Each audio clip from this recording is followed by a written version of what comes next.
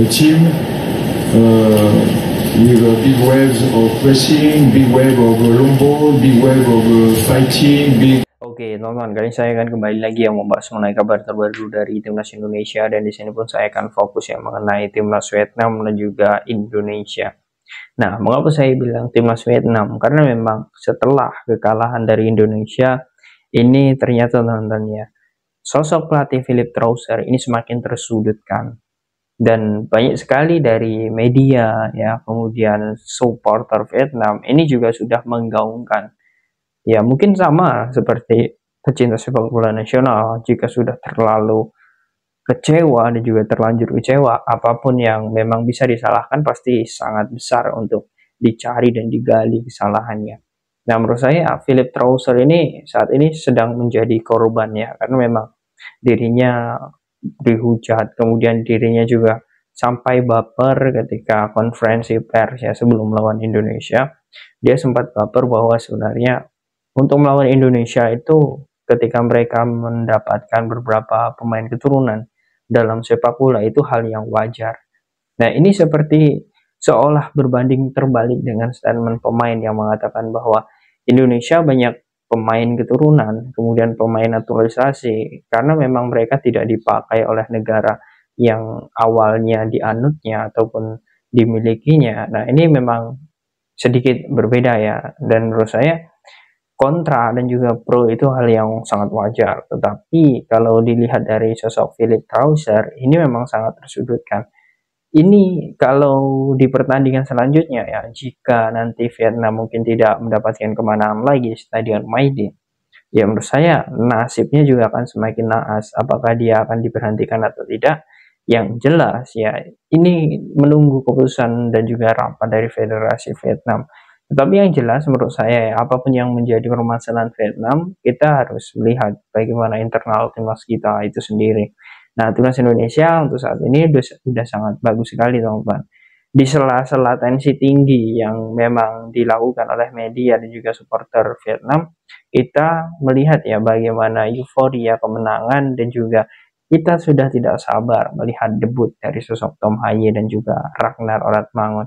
Karena katanya ya ini untuk leg kedua nanti mereka bisa debut ya. Tetapi hingga saat ini kita belum mendapatkan rilis resmi dari PSSI bagaimana tentang kepindahan federasinya. Karena menurut saya itu yang sangat penting. Bagaimana kita akan menunggu atau berharap mereka debut, tetapi dari segi administrasi belum selesai. Lebih baik PSSI saat ini fokus saja gitu. Jangan terlalu terlena dengan kemenangan.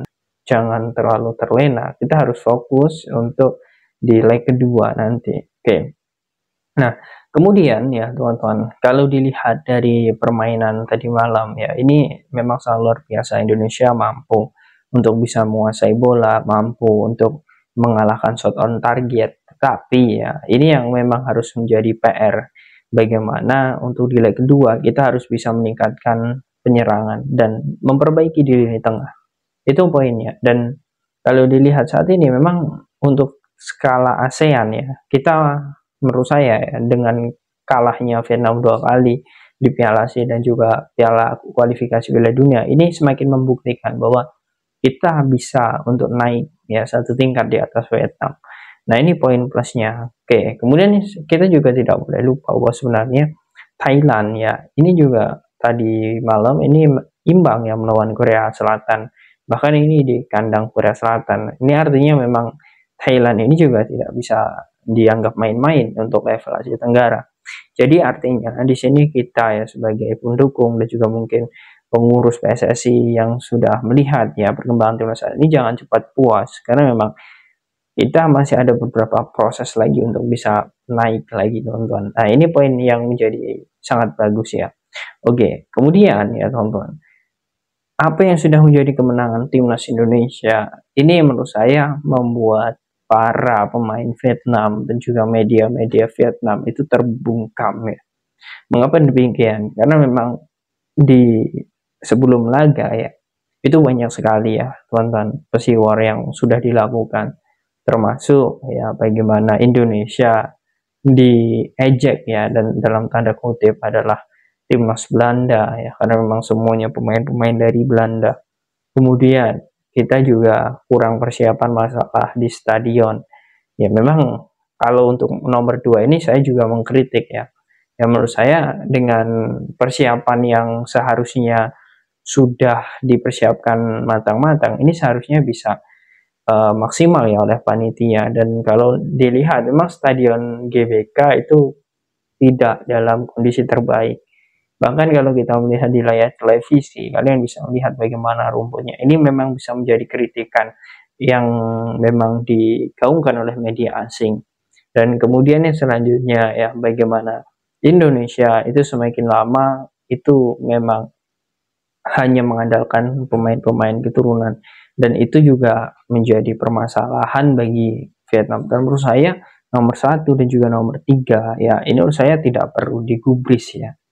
Karena apa? Apa yang sudah menjadi statement dari media-media Vietnam, bahkan pemain Vietnam itu dipatahkan sendiri oleh pelatihnya, yakni Philip Trauzer, yang mengatakan bahwa Indonesia itu adalah hal yang lumrah ya melakukan seperti ini, karena memang situasi politiknya dari awal ya, kemudian sejarahnya itu memang memiliki kaitan erat dengan Eropa, terkhusus Belanda. Dan ya menurut saya, kata dia ya, kata Philip Trauzer, menurut dia itu hal-hal yang wajar. Jadi seperti Maroko, Prancis ya, dan Jerman ya, ada juga beberapa negara-negara lain seperti Belgia itu juga sudah melakukan seperti Indonesia. Dan dalam olahraga terkhusus sepak bola itu hal yang wajar. Dan ini artinya ya, kalau dilihat saat ini kita sebagai supporter timnas ya, yang melihat bagaimana statement dari pelatih dari Vietnam yang mengatakan seperti itu, kita tidak perlu namanya berdebat mengenai pemain lokal dan pemain keturunan, karena memang ketika mereka sudah menjadi satu tim ya, dan juga sudah membela memakai jersey timnas, itu artinya mereka adalah semuanya sama dan mereka adalah orang Indonesia. Nah, ini artinya memang kita harus melihat dari segi itunya. Dan ya, kalau dilihat pertandingan tadi malam itu sudah bagus, tetapi ini lagi-lagi ya, ini sebuah euforia dan juga kegembiraan, karena memang ya dari segi kualitas kita memang sudah menang banyak ya. Dan oke, kita akan melihat nanti di leg kedua nanti apakah kita bisa bermain maksimal lagi atau tidak.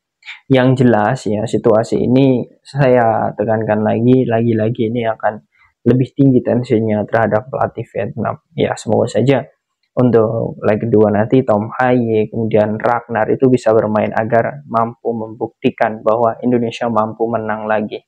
Nah, bagaimana menurut kalian teman-teman dengan pola permainan timnas Indonesia lawan Vietnam ini? Apakah kalian yakin nantinya untuk di leg kedua timnas mampu menang lagi? Silahkan kalian tulis di kolom komentar.